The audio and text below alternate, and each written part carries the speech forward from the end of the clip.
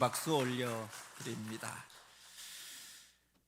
우리 옆에 사람 바라보시면서 이 땅을 천국으로 만드는 세 마디로 다시 한번 인사하는데요. 한번 축복하면서 인사하시겠습니다. 감사합니다. 사랑합니다. 축복합니다. 감사의 고백과 또 사랑의 고백이 넘쳐나는 주일이 되길 원합니다. 오늘 말씀을 나누기 전에 감사절 영상, 더 깊은 감사에 대한 영상 우리 함께 보시겠습니다.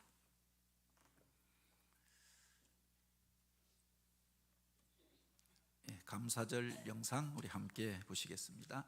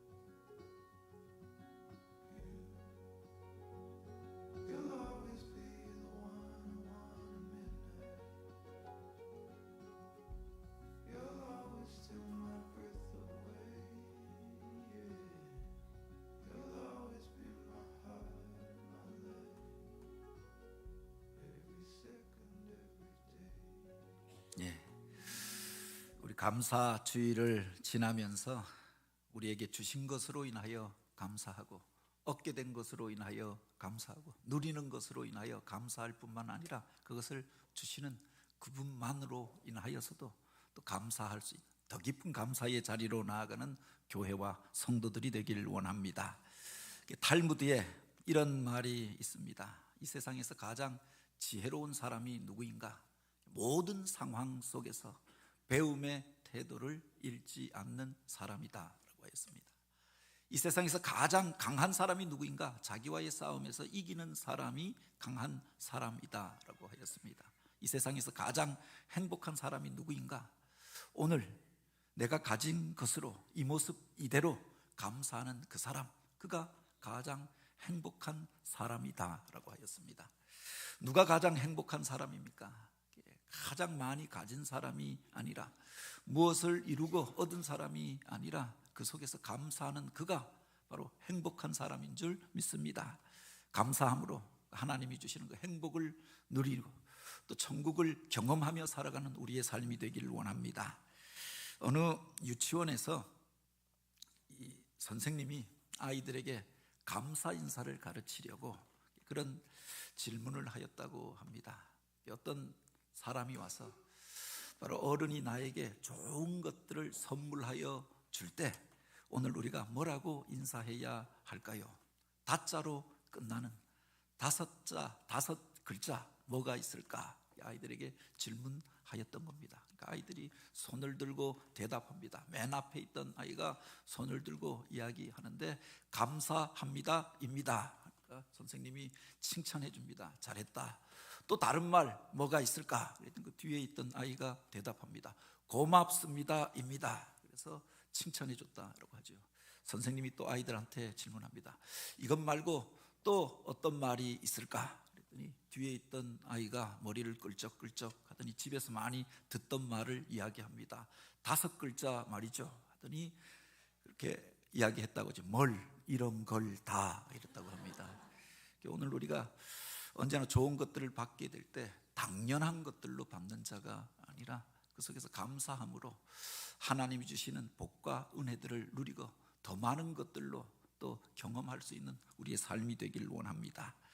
사도행전 말씀을 우리가 주일마다 함께 나누고 읽고 있습니다. 27장에 보면은 아시아에서 이제 당시 제국의 수도였던 로마를 향하여서 출항하여서 꿈을 가지고 또 여러 가지 계획과 목표들을 가지고 그 배에 276명을 태우고 떠나가던 알렉산드리아호가 지중해 그 중간에서 유라굴라라고 하는 태풍을 만나게 된 이야기를 기록하여 놓고 있습니다. 그곳에 장사하기 위하여 탔던 상인들도 있었을 터이고, 또한 아시아 지역에 나와서 파견되어 근무하던 공무원들, 군인들도 있었습니다. 재판을 받기 위하여 또 제국의 수도인 그 로마에 가서 황제에게 탄원하기 위하여 긴밀한 제목들을 가지고 가는 사람들도 있었고, 죄수들도 타고 있었습니다. 그들이 바로 아드리아해를 지나서 지중해를 향하여 나아가게 될 때 예기치 못한 풍랑을 만나서 그 속에서 큰 어려움을 당하고 난파의 위기를 겪게 된 사건을 기록하고 있지요. 갑자기 광풍이 불어와서 그 바람으로 인하여서 배가 깨어질 지경에 이르게 되었다라고 하였습니다. 그 풍랑이 극심하여서 이제 저들이 그 배에 싣고 가고 있었던 모든 화물들을, 짐들을 바다에 다 던져버리게 되었다라고 하였습니다. 나중에는 이제 그 배를 가볍게 하려고 그 배의 안전을 보장한다고 생각하였던 모든 기물들, 기구들까지 떼어서 바다에 던져버리게 되었던 거죠. 어떻게 하든 그 배를 가볍게 해야 이 배가 침몰하지 않겠다라고 생각하였던 겁니다. 그럼에도 불구하고 풍랑이 잠잠하여지지 않고 문제가 해결되어지지 아니하고 14일이 넘게 풍랑 가운데 고생하면서 이제 우리가 다 죽게 되었다. 그래서 구원의 여망마저, 살 소망마저 다 잃어버린 지경에 이르게 된 상황을 기록하여 놓고 있습니다. 그런데 이 와중에 계속 풍랑이 그렇게 몰아쳐오는 그 과정, 배 안에 있었던 모든 기물들을 다 던져버리고, 또한 그들이 그렇게 기대감을 가지고 싣고 가던 짐들도 화물도 다 바다에 그렇게 쓸려가 버리고 난 다음에 그 아침에 일어나서 마른 빵 하나를 들고 사람들 가운데서 우리가 하나님 앞에 감사합시다, 감사의 고백을 올려드리고 그 떡을 나누어 주었던 한 사람이 있었다고 합니다. 그가 바로 사도 바울이 아닙니까? 감사할 수 없는 조건이었습니다. 근데 그 속에서 그가 감사의 기도를 하나님 앞에 올려드렸다고 합니다. 떡 한 조각, 보잘것없는 거잖아요. 바람이 몰아쳐오고 풍랑으로 인하여서 그렇게 물결이 쏟아져 내리면 그 빵 한 조각은 물에 젖고 그냥 흩어져 버리고 마는 것이었습니다. 먹고 나면은 금방 다시금 배가 고파져 버리고 마는 보잘것없는 것 아닙니까? 그것으로 인하여서 하나님 앞에 감사하고 있는 바울의 모습들을 우리가 보게 되지 않습니까? 물론 여기에 보면 그가 하나님 앞에서 이제 축사하고 떼어 먹기를 시작하며 이렇게 기록되어져 있습니다. 이 축사하다라고 하는 말이 그렇게 공동 번역 성경, 세 번역 성경에 보면 감사 기도를 드리고 이렇게 번역되어져 있지요. 표준 세 번역에 보면 그가 감사하고 이렇게 되어져 있는 겁니다. 리빙 바이블, 킹 제임스 버전, 독일어 성경 이게 보면 다 감사하고로 기록되어져 있는 거죠. 이 원래 이 축사하다라고 하는 말로 기록되어져 있는 단어가 유카리스트라고 하는 말입니다. 유카리스트 데오라고 하는 말인데 바로 그가 감사의 고백을 하나님 앞에 올려드렸다라고 하는 말입니다. 예수님께서 성찬의 예식을 행하실 때 사용하였던 말입니다. 그 떡을 들어 축사하시고 그때 사용되었던 단어지요. 빈들에서 오병이어의 기적을 행하실 때 그 떡을 들어 축사하시고 라고 하는 말이 또 등장합니다.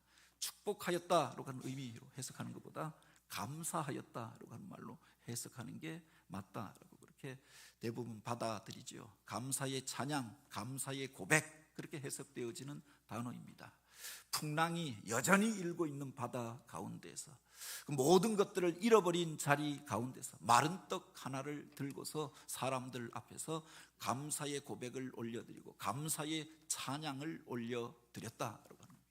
어떻게 우리가 그런 상황 속에서 감사할 수 있는가? 대부분 우리가 감사라고 하는 것은 무엇을 얻게 되어졌을 때 감사한다라고 생각합니다. 어떤 사람이 나에게 좋은 것을 줬을 때 그에게 감사하잖아요. 무엇인가 소원하고 얻기를 원하던 그것을 우리가 얻고 가지게 되어졌을 때 감사하는 겁니다. 힘들게 애쓰고 수고하여서 그 시험에 합격하고 그곳에 들어가게 되어졌을 때 감사하지요. 병으로 인하여서 우리가 고생하고 아파하고 힘겨운 세월들을 지났는데 이제 회복되어져서 건강을 되찾고 그래서 강건함을 얻게 되어졌을 때 우리가 감사하지 않습니까? 그런데 여기에 보면 문제가 해결된 게 아닙니다. 구원의 소망마저 없더라라고 하였습니다.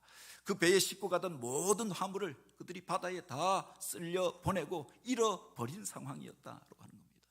살기 위하여서 배에 싣고 가던 그것, 그 이전에 그 속에 수많은 소원과 기대가 담겨져 있었던 것 아닙니까? 아시아의 이 향료를 싣고 가면, 이곳에서 났던 이 작물을 싣고 가면 내가 부자가 될 것이다 라고 생각하였습니다. 그런데 그것이 풍랑으로 인하여 그 물결에 다 휩쓸려 내려가 버리고 말았습니다. 아니, 살기 위하여 바다에 다 던져버릴 수밖에 없는 상황이었습니다. 뒤에 보면은 그 배에 그렇게 답재되어져 있었던 모든 선박의 기구들도 떼어서 선원들이 다 버렸다라고 했습니다. 안전한 항해를 보장할 것이다 라고 생각해서 여러 가지 첨단의 장비들이 달려 있었겠죠. 방향을 잡고 또 배를 조정하고 안전을 보장해주는 기구들이었습니다. 그런데 정작 위기에 이르게 되어졌을 때 그것이 자기들의 생명을 지켜줄 수 없다라고 하는 것을 알고 그것들을 떼어서 바다에 던져버리게 되었던 것 아닙니까? 살기 위하여, 배를 더 가볍게 하기 위하여서 그것들을 다 떼어서 버리게 되었다라고 하는 겁니다. 이제는 이 배가 어디를 향하고 있는지 마음대로 조정할 수 없는 형편에 이르게 되어졌습니다. 우리가 어디쯤 가고 있는지 그 방향을 가늠해주는 기구들도 다 없어져 버렸습니다. 그저 풍랑이 이는 대로 휩쓸려 갈 수밖에 없는, 어떤 고물에 부딪혀서 그렇게 부딪혀 깨어질지 모르는 그런 상황 가운데, 당장이라도 큰 풍랑이 일어나면 뒤집힐 수밖에 없는 그런 상황 가운데에서 감사하였다라고 하는 겁니다. 많은 사람들이 이제 구원의 소망마저 잃어버렸다라고 기록하고 있죠. 14일 동안 고생하며 사람들이 기진맥진하여서 이제는 끝이다 라고 생각하는 그 순간 그가 하나님 앞에 감사하였다라고 합니다. 어떤 사람이 이런 상황 속에서 감사할 수 있습니까? 대부분의 사람들은 얻어서 감사하고 그것을 갖게 되어져서 감사하고 그것을 그렇게 이루게 되어져서 감사하는데, 아무것도 이룬 것이 없는 그 자리 가운데, 잃어버린 것 투성이였는데, 위기 일발의 순간이었는데, 죽을 것 같은 자리 가운데서 어떻게 우리가 감사할 수 있느냐? 우리가 기억해야 할 것이 바로 이런 상황 속에서 감사할 수 있는 사람, 그가 믿음의 사람이 아닙니까? 하나님께서 여전히 나와 함께 하심을 믿는 그 사람이, 이 풍랑과 위험 속에도 하나님의 뜻이 있다라고 믿는 그 사람이, 그 하나님이 나를 붙들고 계시고 나와 함께 하신다라고 하는 것을 믿는 그 사람이 감사할 수 있는 줄 믿으시기 바랍니다. 여기에 보면 그런 믿음의 고백을 가지고 바로 바울이 그들에게 떡을 떼어 나누어 주면서 불안에 가득 차 있었던 그 사람들, 이제 죽을 것 같아라고 생각하는 그들을 향하여서 그렇게 이야기합니다. 이것이 너희의 구원을 위한 것이요, 너희 중에 머리카락 하나라도 잊을 자가 잃을 자가 없으리라 라고 말하고 있는 겁니다. 그 믿음으로 다른 사람들을 위로하며 감사의 고백을 올려드렸던 거죠. 어떻게 그가 이런 감사를 드릴 수 있었는가? 어떻게 불안해하는 그 사람들 가운데서 이런 감사의 기도를 올릴 수 있었는가? 마른 떡 하나를 들고 어떻게 감사할 수 있었는가라고 하는 겁니다. 우리가 기억해야 할 것이 바로 여기까지 인도해 주셨던 하나님의 손길과 그 섭리들을 우리가 기억하게 될 때 감사한다라고 하는 겁니다. 바울이 자기가 살아왔던 삶의 과정들을 이렇게 돌아보게 되지 않았겠습니까? 위기일발의 순간들이 있었습니다. 불행한 일들을 당하고 억울한 일들을 당했다라고 생각했습니다. 그런데 나중에 지나놓고 보면 그 속에 하나님의 인도하심이 있었음을 고백하게 되어졌던 거죠. 그 이전에 하나님을 섬긴다고 하면서도 예수 믿는 사람들을 박해하고 대적하는 데 앞장섰던 사람입니다. 그가 예수 믿는 사람들을 잡기 위하여 다마스커스를 향하여 말을 타고 가다가 그 말에서 거꾸러져서 떨어지게 된 사건이 있었습니다. 교통사고가 아닙니까? 큰 위험한 일들을 겪게 되어졌던 거죠. 강력한 빛이 갑자기 비추어 오면서 말이 놀라서 뛰니까 그 말 위에서 그가 떨어져서 거꾸러지게 되어졌던 겁니다. 일어나 보니까 앞이 보여지지 않습니다. 앞을 볼 수 없는 장애를 입게 되어졌습니다. 예기치 못한 사고를 당하고 장애를 입게 되어지고 의기양양하게 가던 그 사람이 이제 세상 가운데서 누구의 도움이 없으면 걸을 수 없는 처지가 되어졌던 거지요. 그런데 이 일을 계기로 하여서 살아계신 주님을 만나게 되어집니다. 자기 인생을 돌아보게 되어집니다. 예수 믿는 사람을 만나서 그들의 기도로 인하여 눈꺼풀이 벗겨지는 경험을 하게 됩니다. 새로운 눈으로 세상을 보게 되고 예수를 믿게 되어지고 생명을 얻게 되어졌던 것 아닙니까? 그 과정 속에 하나님의 섭리가 있었음을 그가 고백하게 되었던 거죠. 이제 예수 믿고 전도자가 되어져서 복음을 전하려는 열심을 품고 나아갔습니다. 그래서 1차 전도 여행, 2차 전도 여행을 떠났는데 그의 원래 계획은 아시아로 가서 복음을 전하는 것이었습니다. 동쪽으로 가서 복음을 전하는 것이었습니다. 그 길이 계속 막혀지는 겁니다. 바로 세상에 이런저런 상황이 와 있어 갈 길이 막혀져 버리고 사고로 인하여 막혀버리고 자기 안에서 갑자기 계획하였던 일들을 이룰 수 없는 상황과 처지가 되어져서 그 고통으로 인하여서 쓰러지게 되어지고, 그래서 대체 이 길이 왜 막혀지는가, 주를 위하여 일하는데 왜 이런 어려움을 당하여야 하는가 기도하다가 하나님의 뜻을 깨닫게 되어집니다. 그래서 동쪽으로 가려고 하던 발걸음을 멈추고 반대편을 향하여서 유럽을 향하여서 건너가게 되어졌던 거죠. 유럽 선교의 길이 열려지게 되어졌던 것 아닙니까? 빌립보에 가서 복음을 전합니다. 그래서 그 속에서 귀신 들린 한 아이를 만나서 그를 치료하여 주었는데, 그래서 보상받고 칭찬받은 것이 아니라 고발당하여서 감옥에 갇히고 매를 맞고 억울한 일들을 당하였습니다. 그런데 그곳에서 예비된 사람을 만나게 됩니다. 하나님의 도우심을 힘있게 되어졌던 거죠. 그 삶의 과정들을 잘 돌아보면은 환난 같고 고난 같았으나, 그 일이 막혀진 것 같았으나 그 속에 하나님의 섭리가 있었음을 고백하면서 이 풍랑 속에도 하나님의 뜻이 있으리라 고백하게 되어졌던 거지요. 그 예루살렘에 올라갔다가 유대인들의 고발로 인하여서 그가 억울한 일들을 당하고 갇히게 되어지고 재판을 받게 되어졌습니다. 남들이 만류하여서 가지 말라던 길 갈다가 바로 이와 같이 어려움을 겪게 되어졌던 것 아닙니까? 그런데 생각해 보면 그 일을 통해서 당대의 유력한 사람들을 만나게 되어졌던 거죠. 바로 이 유다의 총독으로 왔던 베스도라고 하는 사람과 몇 번에 걸쳐서 만나서 그에게 복음을 전하는 기회를 얻게 되어집니다.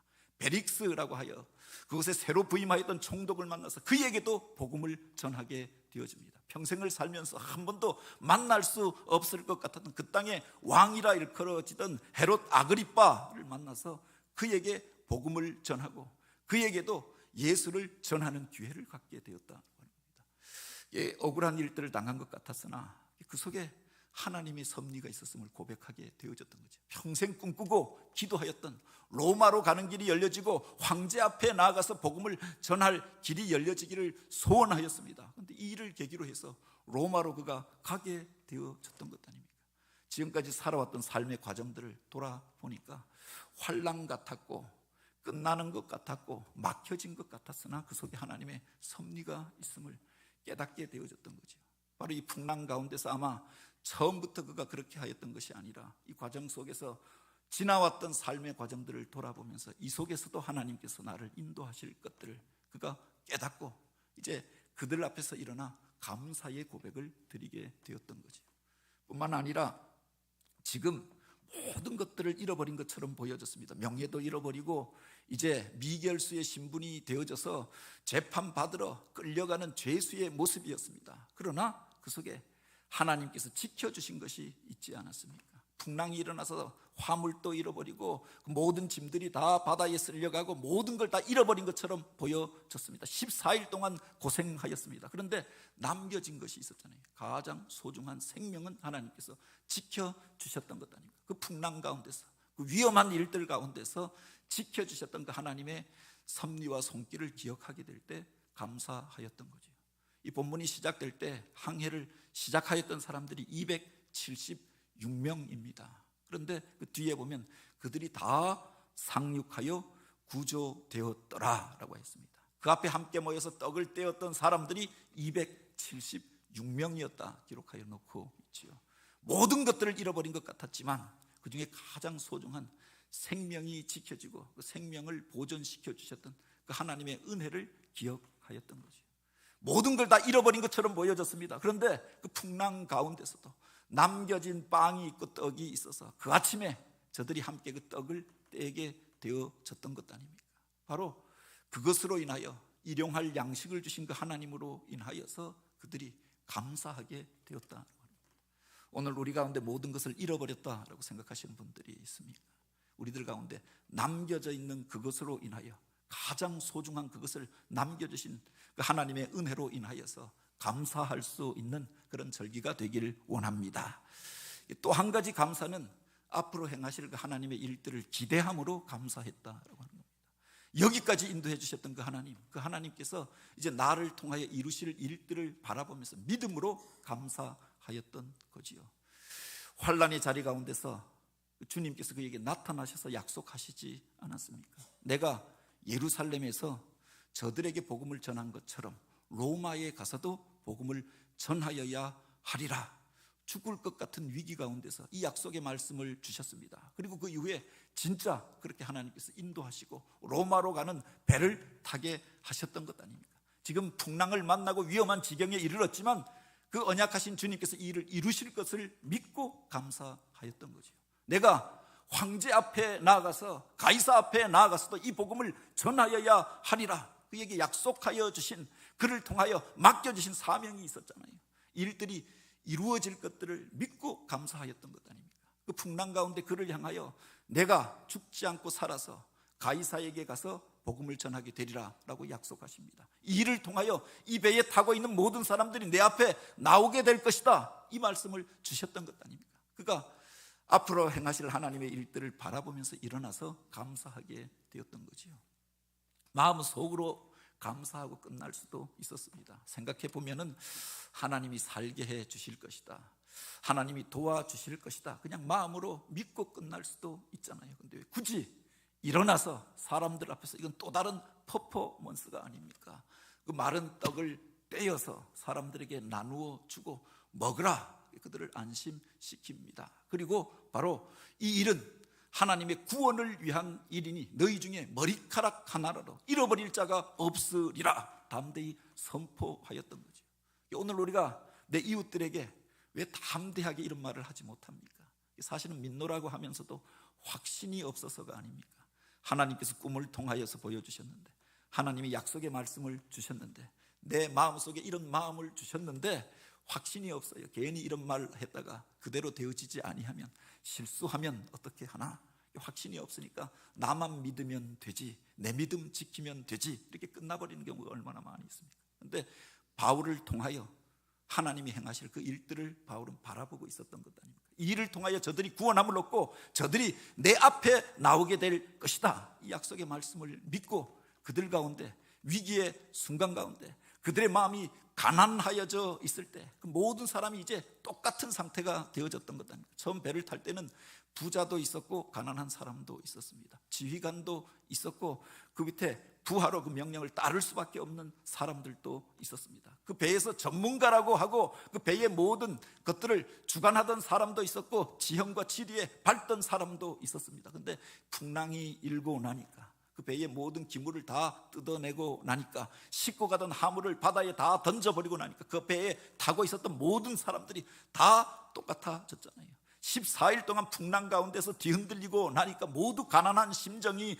되어져서 살기만 하여도 좋겠다, 그런 소원을 품게 되었던 것 아닙니까? 그때 그들 가운데 일어나서 하나님께서 너희를 살게 할 것이라, 너희들의 구원을 위한 일이니 이제 이것을 먹고 힘을 내라, 그리고 머리카락 하나라도 너희가 잃어버리는 자가 없을 것이다, 이 약속의 말씀을 선포하게 되어졌던 거죠.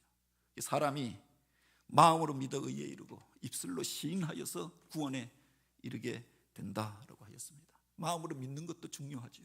그것을 하나님께서 기쁘게 여기십니다. 하나님의 말씀이 선포될 때 마음으로 믿는 것도 소중하지요. 그런데 믿는 것으로 끝나는 것이 아니라 입술로 시인하여서 구원에 이르게 된다라고 했습니다. 나의 삶만, 나의 생명만 구원을 얻는 것이 아니라 다른 사람들을 구원으로 이끄는 믿음이 바로 이런 것이 아닙니까? 바울이 그들 가운데서 일어나서 선포할 때 저들이 예수를 믿게 되어집니다. 그 예수 이름으로 그렇게 하나님 앞에 기도하게 되어집니다. 같이 감사하게 되어집니다. 감사했던 그 모든 이들이 나중에 보면 다 살아서 예수를 영접하게 되었던 것들을 보게 되어지죠. 약속하였던 그 일이 그대로 일어나는 것들을 보게 될 때 과연 하나님이 우리를 도우셨도다, 저가 증거했던 그 하나님이 살아 계시도다 깨닫게 되어졌던 것 아닙니까? 이 침묵하는 것도 때때로 하나님께서 환난 가운데서 내 마음속에 불평이 일어나고 원망이 일어날 때 내 입술을 그렇게 다물게 하시고 침묵하게 하실 때가 있습니다.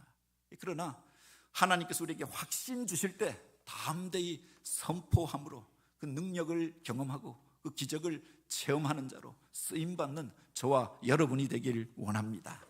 이 추수감사절을 지나면서 우리가 하박국의 찬양을 기억하게 되지 않습니까? 모두가 다 어렵다라고 이야기합니다. 경제적으로 점점 어려워져 가고 금방 나아질 것 같은 기미가 보여지지 않습니다.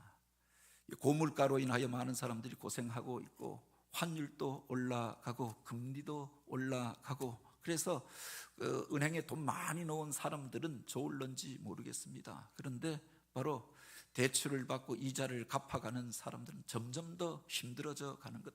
세상 바라보면 전쟁과 또 재앙의 소식들이 들려져 옵니다. 금방 그 전쟁이 끝날 것처럼 보여질 기미도 없잖아요. 모든 것들이 안 좋아지는 상황이 아닙니까? 그 속에서 우리가 어떻게 감사할 수 있는가? 하박국이 그 속에서 그렇게 감사합니다. 없는 것으로 인하여서 없는 중에도 찌라도의 감사를 하나님 앞에 드렸던 것 아닙니까? 무화과나무가 무성하지 못하고 포도나무에 열매가 없고 감람나무에 소출이 그치고 밭에 식물이 없고 오늘 우리의 양이 없으며 외양간에 소가 없을지라도 그렇게 고백합니다. 모든 것을 잃어버린 상황입니다. 경제적인 불황이 왔습니다. 그렇게 넉넉하지 않고 모든 것에 쪼달릴 수밖에 없는 상황이었습니다. 미래에 대한 전망이 보여지지 않습니다. 그 속에서 하박국이 그렇게 찬양하잖아요. 나는 여호와로 말미암아 즐거워하며 나의 구원의 하나님으로 인하여 기뻐하리라. 저의 그 찬양이 오늘 우리의 찬양이 되길 원합니다. 환난 속에 있고 여전한 풍랑 가운데 있지만 바울과도 같이 하나님이 행하실 일들을 바라보며 찬양하며 나아가는 그 사람, 감사함으로 나아가는 그 사람, 그를 통해서 하나님께서 새 일을 이루실 줄 믿으시기 바랍니다. 오늘 우리가 추수감사절을 지납니다. 우리가 꼭 미국에서 지키는 추수감사절, 여기서부터 사실은 우리가 11월 셋째 주에 감사절기를 지키게 되어졌는데 조금씩 우리들 수준에 또 우리들의 삶의 자리 가운데 맞추어서 한 주를 당겨서 우리가 추수감사절을 먼저 지킵니다. 그런데 이 추수감사절에 유래가 있지 않습니까? 영국에서 불신의 왕이 일어나서 예수 믿는 사람들을, 특별히 신교도, 청교도들을 박해할 때 신앙의 자유를 찾아서 떠났던 사람들이 있었다고 합니다. 저들이 3달이 넘게 대서양을 건너서 신대륙에 도착하게 되어집니다. 바로 상륙한 것도 아니라 바로 그곳에서 대적하는 사람들을 만나서 상륙하지 못하고 그 바다를 떠돌면서 한 달 더 그렇게 지난 후에 차가운 바람이 몰아쳐 오는 12월이 되어서야 한 곳에 그들이 정박하게 되어졌던 거죠. 호의적인 사람들을 만나서 그들에게 농사 짓는 법을 배우고 그곳에 정착하게 되면서 그들이 드렸던 7가지 감사라고 하는 것이 있습니다. 모든 것들이 없는 자리 가운데서 하나님 앞에 바로 이 감사를 그들이 드리게 되어졌던 거죠. 180톤 밖에 안 되는 이 작은 배이지만 이 배를 통해 이 험난한 바다를 건너게 하심에 감사드립니다. 둘째, 평균 시속이 2km, 사람이 걷는 속도보다 더 느린 항해였으나 117일 동안 계속하여서 전진할 수 있었음에 감사드립니다. 셋째, 항해 중에 2사람이 죽었으나 새 생명을 또한 얻어서 그것으로 인하여서 기쁨을 얻게 하여 주시니 감사드립니다. 넷째, 폭풍으로 인하여 그 돛이 꺾여지고 방향마저 잃어버릴 위기 가운데 있었지만 파손되지 아니하고 그 바다를 건널 수 있었음에 감사드립니다. 다섯째, 그 중에 파도에 휩쓸려 여러 사람이 밀려갔지만 저들이 다시금 구원함을 얻고 살게 되어졌음에 감사드립니다. 여섯째, 처음 도착한 곳에서 인디안들의 방해로 인하여 다시금 바다를 떠돌게 되어졌지만 호의적인 사람들을 만나서 상륙하여 저들을 통하여 농사 짓는 법을 배우게 하심에 감사드립니다.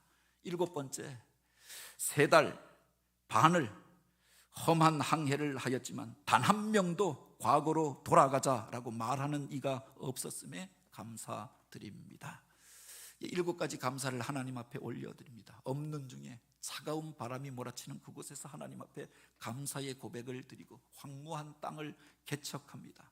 첫 번째 열매를 거두면서 그들을 기쁨으로 맞아 주었던 그 인디안들을 초대하여서 그 열매를 같이 나누어 먹고 하나님 앞에 첫 번째 추수감사절을 지켰다라고 하지요. 넉넉한 중에 드렸던 감사가 아니었습니다. 위험한 자리 가운데서 구원해 주신 하나님, 오늘 우리 가운데 이제 이 터전을 허락하여 주시고 또 새 일들을 이루실 하나님을 기대함으로 드렸던 감사였다. 어쩌면 그들 중에 불행을 당한 사람들도 있었을 것입니다. 그 속에 하나님의 만지심과 위로함으로 저들이 다시금 일어서게 된 것들로 인하여 감사하고 자기 자녀들에게 감사를 가르치는 의미도 있었을 것입니다. 불평 중에 사는 것이 아니라, 원망하고 절망하며 사는 것이 아니라 하나님 앞에 소망을 두고 믿음 안에서 저들이 살기를 바라면서 부모가 없는 중에, 가난한 중에, 환난 가운데에서 감사하였던 것 아닙니까? 이게 바울이 드렸던 감사가 아니냐라고 하는 겁니다. 아직 아무것도 보이지 않는, 그렇게 풍랑이 일어나고 여전한 위험 속에 있었지만 그 마른 떡 하나를 들고 감사하였던 바울, 그 속에서 감사의 신앙을 우리가 배우게 되기를 원합니다. 이 감사가 기적을 일으키는 능력이 되어지지 않았습니까? 그들이 그의 말을 듣고 그 떡을 떼어 먹으면서 같이 감사할 때 그곳에 있었던 그 모든 사람들이 다 구원함을 얻게 되었다. 다 상륙하여 구조되었다. 축복의 통로로 쓰임받게 되어졌던 거지요.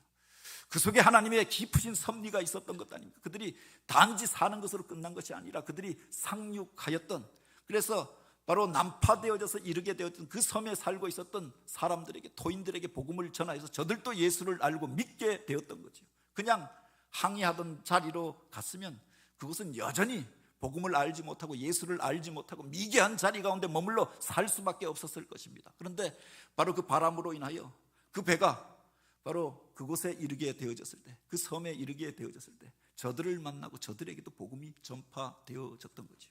평탄하게 항해하였다라고 하면 그 배에 타고 있었던 사람들이 예수 믿을 이유가 없었던 것 아닙니까? 위험한 일들 당하고 자기가 소망을 품었던 그 화물들 다 잃어버린 연후에 자기 손으로 자기 힘으로 속수무책일 수밖에 없었던 상황 가운데에서 저들이 바로 그 배에 타고 가고 있었던 미결수 죄인 바울을 통하여서 도전받고 그들에게 기도받고 위로 얻고 이제 예수를 믿고 주님 앞에 돌아오게 되어졌던 거죠. 바로 고난 속에 하나님이 행하시는 놀라운 일들이 있는 줄 믿으시기 바랍니다. 오늘 우리들 가운데 이런 어려운 일들이 있습니까? 직장이 흔들거리고 세상 바라보면은 그렇게 그 모든 것들을 다 휩쓸고 갈 것 같은 세상의 풍랑으로 인하여 두려워하는 이들이 있습니다. 건강을 잃어버렸다가 이제 겨우 일어나서 그래서 주님 앞에 나온 이들이 있습니까? 사랑하는 자녀들을 위하여 기도하는데 전망이 보이지 않고 미래가 보여지지 않는 자리 가운데 답답함으로 그저 기도할 수밖에 없는 이들이 있습니까? 그 속에서 살아계신 하나님을 의지하고 감사함으로 기도하며 또 그 속에서 행하시는 하나님의 놀라운 일들을 우리의 삶의 자리 가운데 경험케 되기를 원합니다. 신앙인이 누구냐? 그리스도인이 누구냐? 바로 마른 떡 하나를 들고 그 풍랑 속에서 감사할 수 있는 사람이 아닙니까? 위험한 자리 가운데서, 캄캄한 어둠 가운데서 빛 대신 주님을 바라보고 우리가 하나님 앞에 감사합시다, 그분을 의지합시다 외치고 고백할 수 있는 그 사람, 그가 믿음의 사람이 아니냐. 이 추수감사절을 지나면서 그 감사의 고백이, 그 축복의 약속들이 우리들의 삶의 자리 가운데서 서로를 향하여 전하여지기를 원합니다. 함께하여 감사함으로 나아가는 교회, 그 속에서 하나님이 주신 그 풍성한 은혜와 은혜의 열매들을 나눌 수 있는 우리 모두가 되어지길 주님의 이름으로 축복합니다. 같이 기도드립니다. 하나님,